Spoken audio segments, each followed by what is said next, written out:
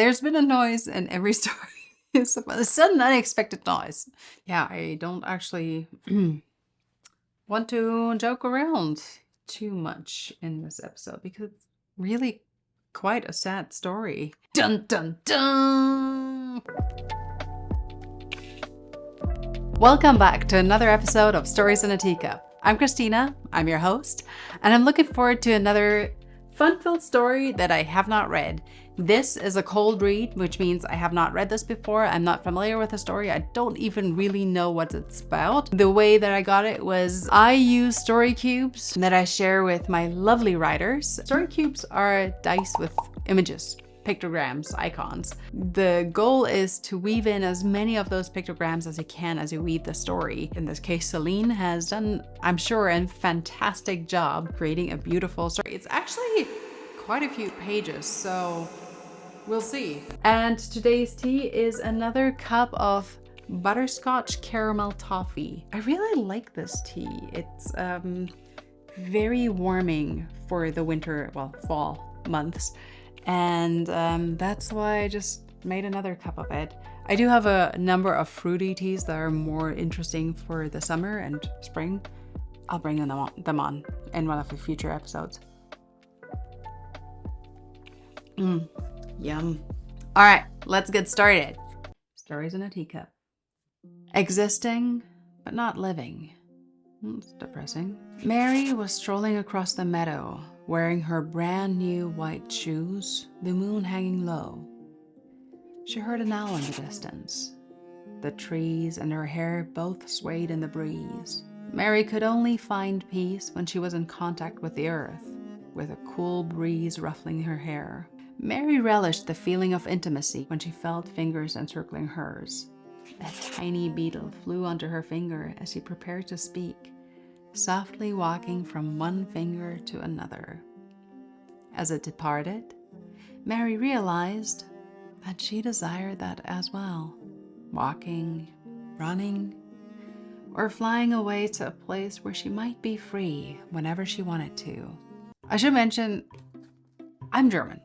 So, there is a chance that I may not get the pronunciation of words quite right, but that's half the fun of it. So she wanted to fly. I don't want to go back. It doesn't feel right, she said. A deep breath was necessary so she could collect herself, and her thoughts for that matter.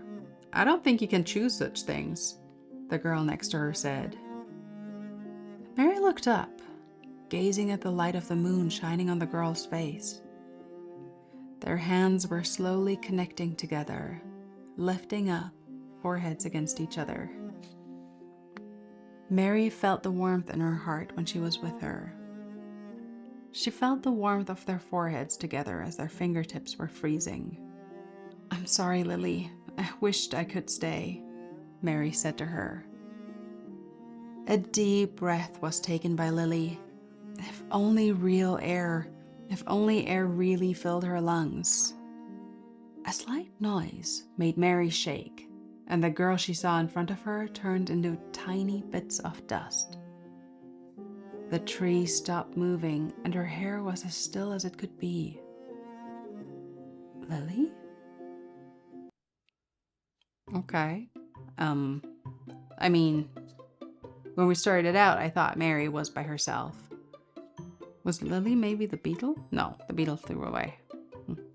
And just as she opened her eyes, she realized that it indeed wasn't real.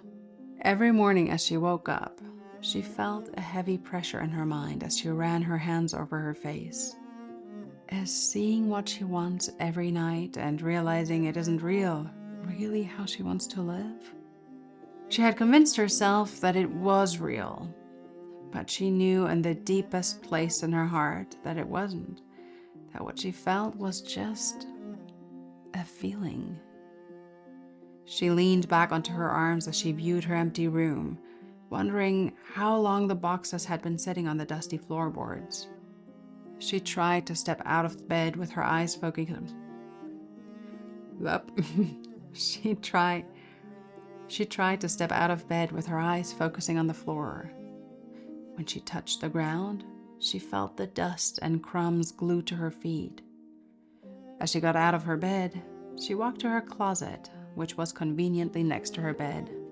The drawer opened, the sunlight reflecting off the socks and the white closet.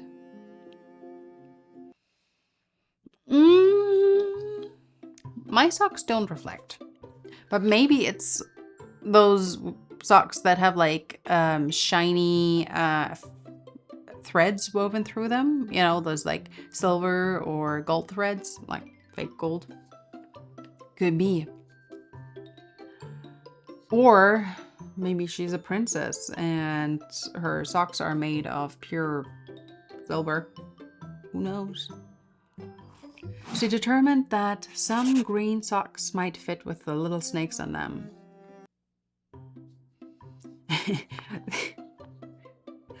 I'm sorry, I just had to think back to the other story with a pirate captain where you had the snakes in the dark cabin and the snakes were trying to eat him, and I don't know if after that I would want to put snakes on my feet because they would try to eat me. Maybe they would come alive off the socks, kind of like in Discovery of Witches, and then try to eat me. Or they were just cute and they're just trying to nudge me. Just like booping snakes. Boop, boop. She put them on and immediately felt more relaxed, considering her favorite animal was with her. Mary, you and I, we have to agree to disagree there. Mary started to walk to the boxes in the corner. Her old coated, painted walls were still the same color as she had them when she was a kid. She wiped the dust away from the boxes on the floor. Every dust particle she saw flying away as the sunlight reflected on the cardboard. She felt her heartbeat go faster when she finally touched the long-standing boxes. Her body began to tremble, nearly making her feel cold, but not quite. I was distracted for a minute. You might be able to hear it, but I may have turned on the laundry before filming, not realizing that all those appliances make noise that is a little bit too much to hide. So you might be hearing some of that. As long as she didn't touch them, she thought the person who left her wouldn't actually be gone. The memories would at least be preserved then. She discovered a plant, a handful of her own, a handful of her old favorite books, and a wooden horse toy as soon as she opened the first box. Mary didn't care that she was in her late 20s. She continued to keep her valuable items.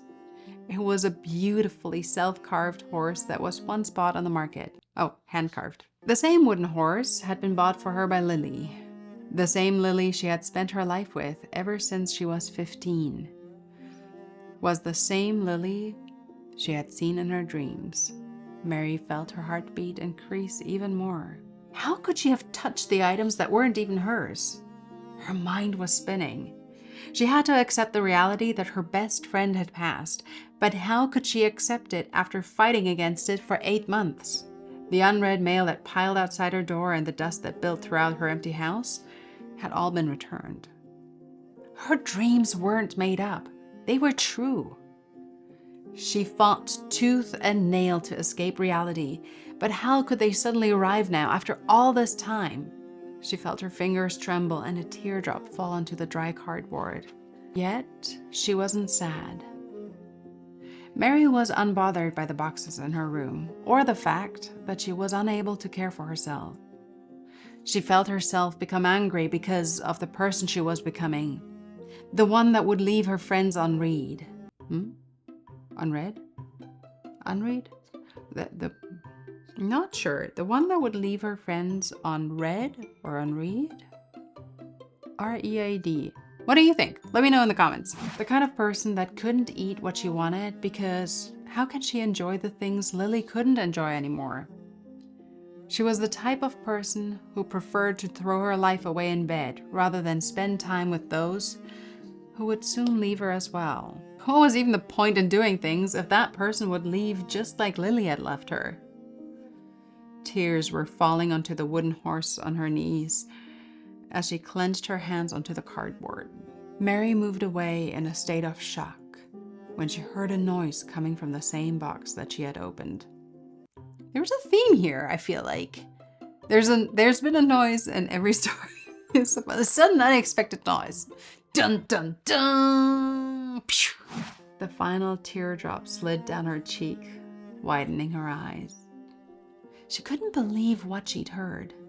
Perhaps it had all been a nightmare. Mary slowly crawled closer, that's creepy, and looked through the stuff only to find the thing she didn't think she would find.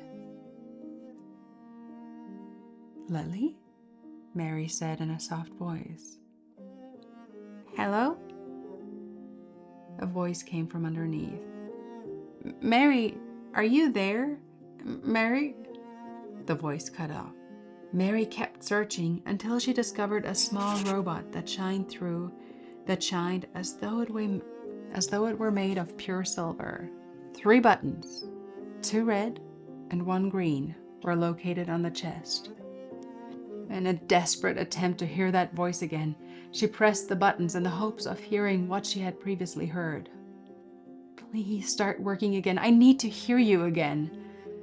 Mary spoke louder in the hopes that she would hear another voice or be reminded of another locked memory. Tears started to slowly appear as she sat with her legs crossed and the robot resting on them. Not only were her eyes burning, but so was her heart. Not only did she feel desperate, but she also yearned for her friend. She wanted to feel Lily's touch on her arms, on her cheeks. Tears weren't falling down because Mary felt sad. Sure, she felt like she had lost Lily all over again. But she was angry. Every brick she had built to make that wall, to protect her from those awful emotions, was being broken down. It felt like her world was falling apart the moment she saw Lily laying there on the floor. It brought her back to that moment, holding Lily in her arms as she felt the last breath onto her own lips. Mary felt hopeless. Before she could say goodbye, she was already taken from her. After the ambulances came to confirm the terrible event, Mary had never felt the same after. It broke her heart, and after she picked up all of those pieces, it was like it broke all over again.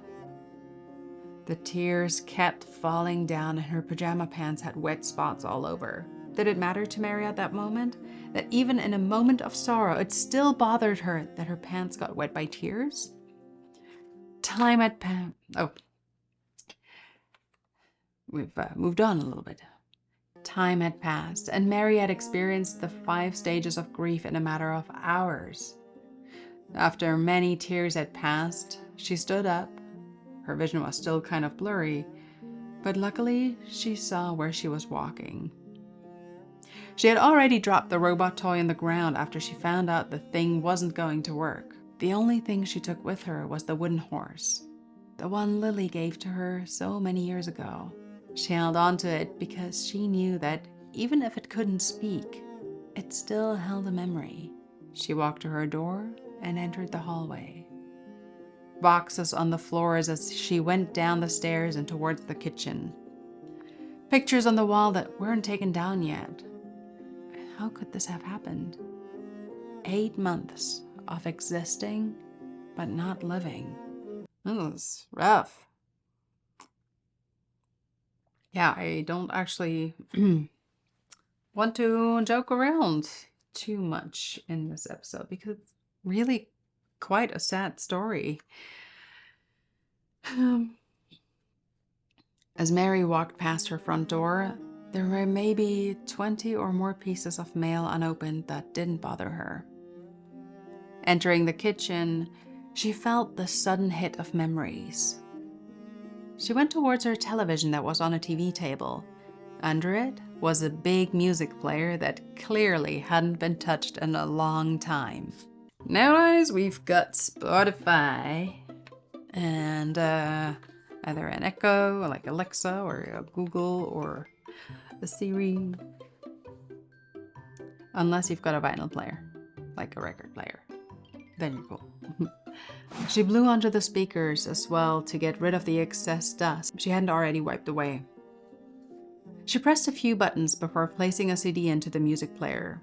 She turned the volume all the way up as the music began to play, feeling the troubling thoughts drift away.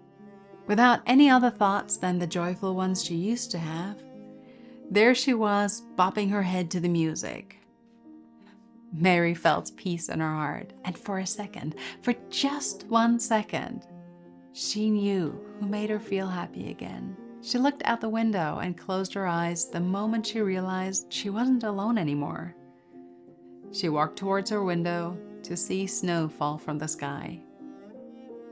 While her hand was resting on the window, she observed the outside that she hadn't seen in so long. Even though it was nice to see something she had missed, it wasn't as she remembered it. She remembered the cold nights out in the woods with her friends, back when they made campfires with newspapers. The music in the background suddenly became blurry, almost as if it wasn't playing anymore. It suddenly hit her that she hadn't seen someone. It suddenly hit her that she hadn't seen anyone, in so long. A thought came to mind. Every morning, her mother used to come and keep her company, but Mary never bothered to let her mother in. When was her last visit? Mary turned herself around to see the wooden horse on the table. When was the last time she placed it there? A cold shiver went through Mary's body. She felt small stings on her arms and legs. Was this another dream? Or nightmare? Before she could turn to look at her arms, she heard voices in the distance. Mary made an effort to remain calm. What if her mind was tricking her once more? Oh God, can you imagine that? Like going through the stages of grief, or not quite yet, and then, losing someone and dreaming of them, envisioning them, feeling them close by, finally starting to work your way through it, and then being in a moment or being in a state where you can't quite distinguish between, is this part of my mind? Is this the voices that I'm hearing, or is this real? It's gotta be rough.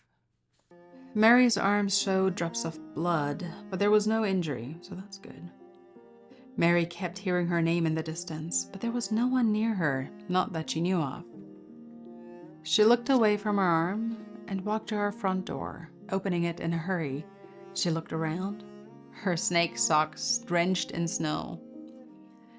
She kept walking through the snow, blasting on her face and covering her hair. Without thought, she realized she didn't feel the cold on her toes or on her face. There she stood, in the middle of a snowstorm, looking around for someone who wasn't there. Snow blasting through the trees. Mary's vision blurred as the voices got louder. Not because of the snow, but because she was being pulled out of the horrible nightmare she was in. Mary struggled to open her heavy eyelids, but all she could make out was a hazy image of a woman with luminous eyes. "Are you okay? Please tell me you can hear me," the woman yelled, her voice creeping closer. Mary recognized the voice. If only she knew that the voice she heard was real, maybe then she wouldn't have given up on the person who desperately wanted to wake her up. Mary had opened her eyes and was back to where her story started. Only she wasn't dreaming this time. Not anymore. The end. This is an interesting story. This is a really interesting story, especially because I think I'll have to marinate a little bit in it. It's a very sad story. And I'm not quite sure if this qualifies. I don't think this was a very happy end. We're going to end on this note. I hope you really enjoyed the story. Celine did an amazing job with it, I think. If you liked it, I would love a thumbs up. If you would like to see more stories, hit the subscribe button and share it with your friends. And if you love writing stories, or if you want to have a go at story cubes, and if you want me to read your stories, as long as they're clean, feel free to reach out and we'll make it happen. All right. See you next time. And enjoy your cups of tea. Cheers. What a sad story. But beautiful. Very beautiful.